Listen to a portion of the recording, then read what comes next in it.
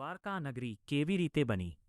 જ્યારે કંસનો વધ કરી દીધો ત્યારબાદ મથુરા પર વારંવાર જરાસંધા હુમલો કરતો હતો. લોકોની રક્ષા માટે ભગવાન કૃષ્ણે એક નવી નગરી બનાવવાનો વિચાર કર્યો. ત્યારે ભગવાને સમુદ્રદેવની મદદથી અરબી સમુદ્રના કિનારે એક અદ્ભુત નગરી બનાવી, દ્વારકા. આ નગરી સોનું, રત્નો અને વૈભવથી ભરપૂર હતી. કૃષ્ણ બન્યા દ્વારકાધીશ. દ્વારકા વસાવીને ભગવાન કૃષ્ણ ત્યાં રાજા તરીકે શાસન કરવા લાગ્યા. તેથી તેમને દ્વારકાધીશ કહેવાયા, એટલે કે દ્વારકાના ઈશ્વર. તેમને ત્યાંથી ધર્મની સ્થાપના કરી અને પ્રજાને સુખી બનાવી.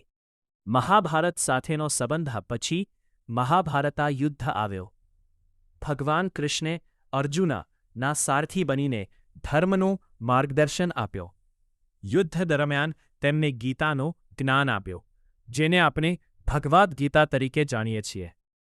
દ્વારકાનું અંત કહેવામાં આવે છે કે ભગવાન કૃષ્ણના પૃથ્વી પરથી વિદાય લીધા પછી દ્વારકા નગરી સમુદ્રમાં સમાઈ ગઈ. આજે પણ સમુદ્રની નીચે દ્વારકાના અવશેષો મળવાના પુરાવા મળે છે.